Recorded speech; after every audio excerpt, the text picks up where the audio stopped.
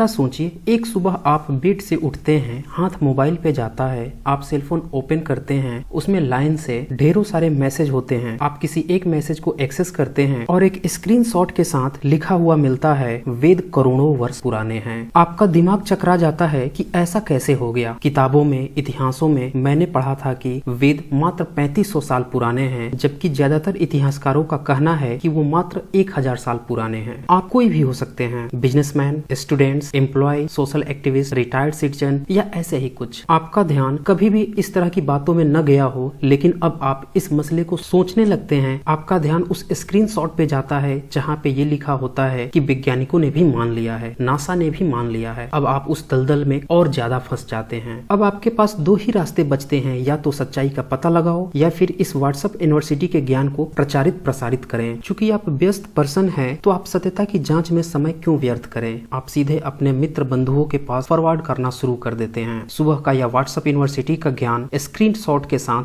अगले 2 घंटे, 4 घंटे और इवनिंग तक ज्यादातर लोगों के व्हाट्सएप में पहुंचकर गैलरी में इकट्ठे कचरों में विराजमान होता है। अब यह व्हाट्सएप यूनिवर्सिटी ज्ञान सोशल मीडिया, फेसबुक, ट्विटर जैसे न जाने कितने सोशल मीडिया का हिस्सा बन चुका होगा। न जाने कितने धर्म के नशेड़ी अपनी धार्मिक संस्कृति की गालियों से पुराने इतिहासकारों को वरमाला पहना रहे होंगे। अब इस एक व्हाट्सएपिया यूनिवर्सिटी ज्ञान के मैसेज से अंधभक्तों की पूरी एक फौज खड़ी हो जाएगी। जिस इतिहास को माता पिता ने यह कहकर 12वीं में पढ़ने नहीं दिया कि इतिहास की पढ़ाई और घास की चराई समान होती है, अचानक से भारत के सभी भक्तगण जो कभी इतिहास और पुरातात्विक साक्ष्यों के बारे में एक बार किताब भी न खोले होंगे, पीएचडी किए हुए नजर आने लगेंगे। इन सब के बीच कुछ ऐसे भी होंगे जो सत्यता जांच करने के लिए गूगल की हेल्प लेंगे। गूगल में आजकल जानकारी का सोर्स बना हुआ है विकिपीडिया, क्योरा और कुछ वेबसाइट्स जो फर्स्ट पेज पे दिखाई देते हैं। अब अगर विकिपीडिया खोलते ही, क्योरा खोलते ही उसमें भी वही मैसेज दिखने लगे जैसा कि व्हाट्सएप में आपको दिखा था कि वेद करोड़ों वर्ष पुराने हैं, तो आपका दिमाग ठनक जाएगा। अब बारी होगी वेबसाइट्स की। फर्स्ट पेज पे दिखने वाले वेबसाइट्स भी अगर इसी तरह की राग अलाप रहे होंगे कि वेद करोड़ों वर्ष पुराना है, तो फिर आपके पास अब कोई ऑप्शन नहीं है, या तो इसे सत्य मान लें या फिर ऑफिशियल वेबसाइट से इस तथ्य को देखें और अलग अलग इतिहासकारों से बात करें, उनकी किताबें पढ़ें, पुरातात्विक साक्ष्यों को देखें कि वो क्या कह रहे हैं। लेकिन दूसरा तरीका यानी कि खुद खोजना, ऐसा ज्यादातर लोगों के लिए पॉसिबल नहीं होता, क्योंकि वो कहीं न कहीं एंगेज होते हैं किसी बिजनेस में या किसी सर्विस सेक्टर में, या फिर वो स्टूडेंट होते हैं या फिर कहीं भी वो व्यस्त होते हैं। तो फिर सवाल यह है कि इस झूठी प्रचार तंत्र ने, WhatsApp university, IT cell, social media ने जो अफवाह फैलाई है, क्या उसे आंख मूंदकर सत्य मान ले। मुझे याद है जब मैं काफी छोटा था, 1996 में एक अफवाह फैलाई गई कि गणेश की मूर्ति दूध पी रही है। सुबह की यह खबर शाम होते होते पूरे भारत में बिना किसी व्हाट्सएप यूनिवर्सिटी, सोशल मीडिया के फैल गई। लोग लाखों टन दूध उस गणेश की मूर्ति को पिलाते हुए नाली में गिरा चुके थे। तो फिर आखिर सच्चाई क्या है? कैसे पता चलेगा कि क्या सत्य है, क्या झूठ है, जब हमारे सोर्स ऑफ इंफॉर्मेशन ही संदेह के घेरे में हो, अफवाहों का तगड़ा बाजार हो, पूंजीवाद, प्रचार तंत्र, मीडिया भी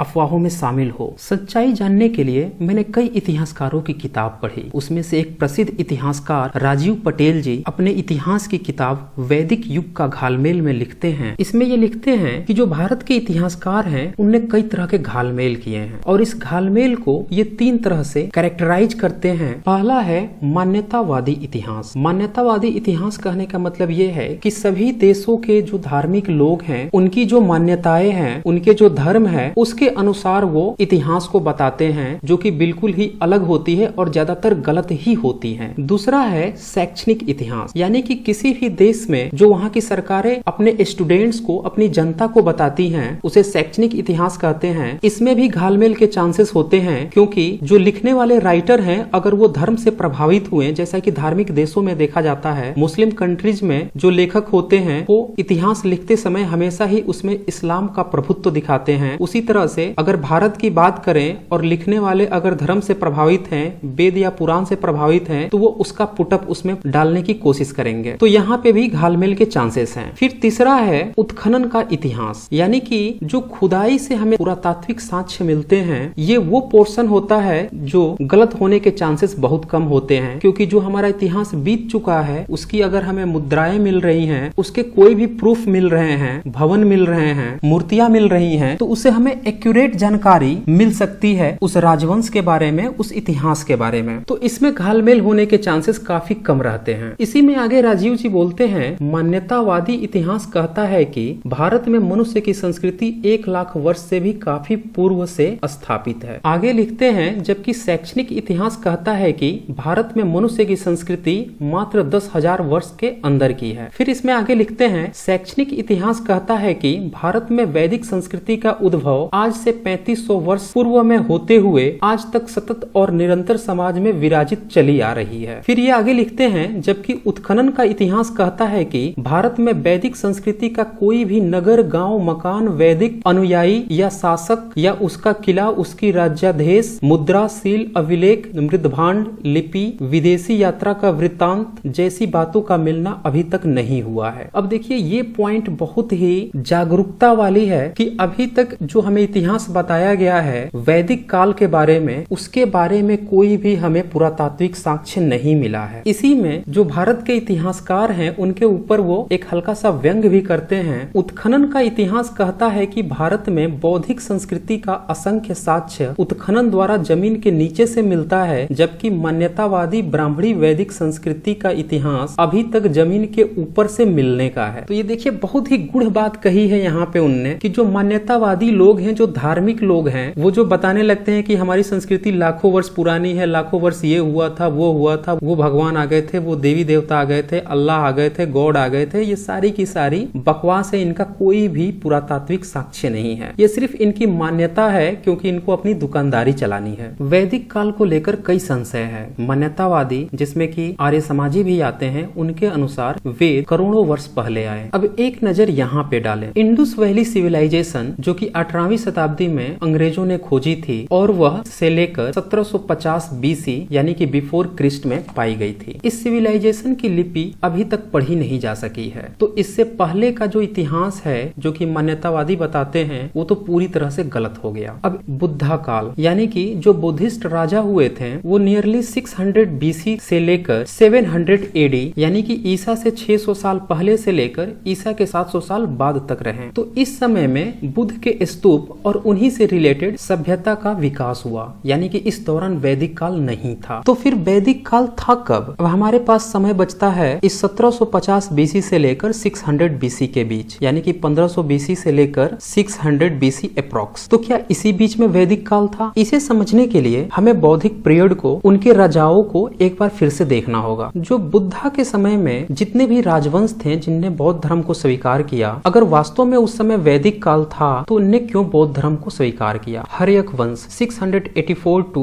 424 BC। इस वंश में बिंबिसार ने पहली बार महात्मा बुद्ध के संपर्क में आकर बौद्ध धर्म को स्वीकार किया और उसके पुत्र अजातशत्रु ने भी। फिर इसके बाद आया नंद वंश 424 BC to 312 BC। नंद वंश के बाद मौर्य काल आया और ये वंश भी 321 BC to 185 BC और इसमें सबसे प्रसिद्ध राजा हुए सम्राट अशोक, जिन्होंने बौद्ध धर्म को स्वीकार किया और उसे आगे बढ़ाया। उसके बाद आए पुष्यमित्र सुंग जो कि 185 BC to और उसके बाद से 100 सालों तक इनकी पीढ़ियां राज की। इन्होंने भी बौद्ध धर्म को काफी आगे बढ़ाया। इसके बाद से कुषाण वंश आया जो कि विदेशी इन्वेडर्स थे, लेकिन भारत में आके इनने बौद्ध धर्म को स्वीकार किया और 1st सेंचुरी से लेकर आगे तक इनने राज किया। इसके बाद से आया गुप्त वंश। गुप्त वंश के काल में सबसे ज्यादा बौद्ध स्तूप बने और इनका विस्तार हुआ। इसके बाद से लास्ट में पाल वंश आया जो कि 550 AD से ऑनवर्ड्स हुए और इस तरह से विभिन्न बौद्ध राजाओं ने बौद्धिक काल को काफी आगे बढ़ाया और इनके समय में कोई भी वैदिक काल नहीं था। अब जरा सोचिए, अगर वैदिक काल होता बौद्धिक काल से पहले तो कुछ न कुछ पुरातात्विक साक्ष्य जरूर मिलते। इवन बौद्ध राजाओं के समय में भी कुछ न कुछ वैदिक काल के प्रमाण जरूर मिलते, लेकिन ऐसा कोई भी प्रमाण नहीं मिला है। दूसरा प्रश्न यह भी उठता है कि जो वेद को 3500 साल पुराना बताया जा रहा है, उसकी जो स्क्रिप्ट मिली है वो मात्र 1000 साल से भी कम पुरानी है। तो ऐसा कैसे पॉसिबल है कि वो 3500 साल पुरानी हो? प्रश्न यह भी है कि अगर वैदिक काल बौद्धिक काल से पहले था तो सारे राजा अचानक से कैसे बौद्ध धर्म को स्वीकार कर लिए? वेदों में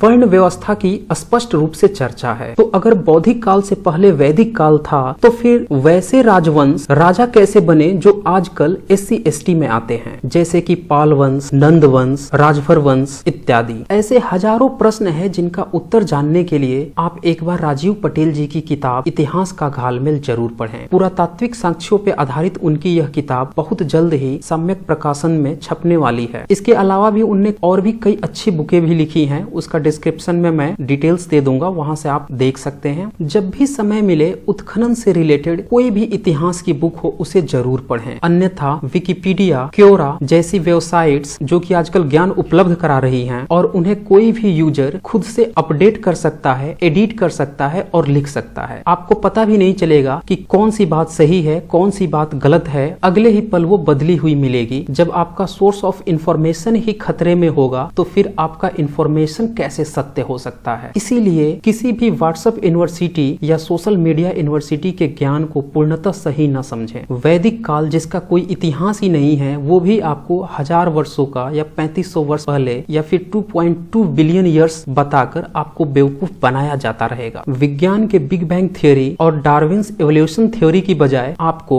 धार्मिक प्रोपेगेंडा थ्योरी कि ईश्वर आए थे, अल्लाह आए थे और खुद आर्यों को जन्म दे दिया और इंसानों को जन्म दे दिए जैसी फिजूल बातें बताकर आपको इस प्रोपेगेंडे में, इस दलदल में घसीटा जाता रहेगा। और इसका उद्देश्य सिर्फ एक होगा कि आपको कंफ्यूज करना, क्योंकि जब आप कंफ्यूज होंगे तो फिर आप सत्य का पता नहीं लगा पाएंगे, आप यह नहीं विश्वास कर पाएंगे कि किस पर विश्वास करें और किस पर न करें। और जब आप निर्णय लेने में असक्षम हो जाएंगे तो फिर आप उसी प्रोपेगेंडे में शामिल होकर एक प्यादे बनकर रह जाएंगे। फिर वह धार्मिक ठेकेदार यानी कि मान्यतावादी इतिहासकार आपको एक भेड़ की तरह कंट्रोल करेगा और फिर वो आपसे कुछ भी करा सकता है, आपको एक भीड़ की तरह सड़क पर खड़ा कर सकता है, धर्म के नाम पर, जाति के नाम पर, लेकिन रोजगार के नाम पर कभी भी नहीं, विज्ञान के नाम पर कभी भी नहीं, स्वास्थ्य और जरूरी संसाधनों के नाम पर कभी भी नहीं, सिर्फ और सिर्फ धर्म, पाखंड और अंधविश्वास के नाम पर, क्योंकि यही उसकी रोजी रोटी है और आप उसकी कठपुतली। जिस दिन आप विज्ञान के साथ होंगे उसका यह भ्रम चक्र टूट जाएगा और आप उसकी मानसिक गुलामी से आजाद होंगे। इसलिए इन मान्यतावादी इतिहासकारों को यानी धार्मिक प्रोपेगेंडे वालों को छोड़कर सार्वभौमिक सत्य को स्वीकार करना ही भविष्य है। विज्ञान ही मानव सभ्यता का भविष्य है। Once again thanks to Rajiv Patel ji. This video is dedicated to all तर्कशील friends and human beings. Stay connected with Science Journey, and if you have any queries, must put your queries in comment box. Thanking you.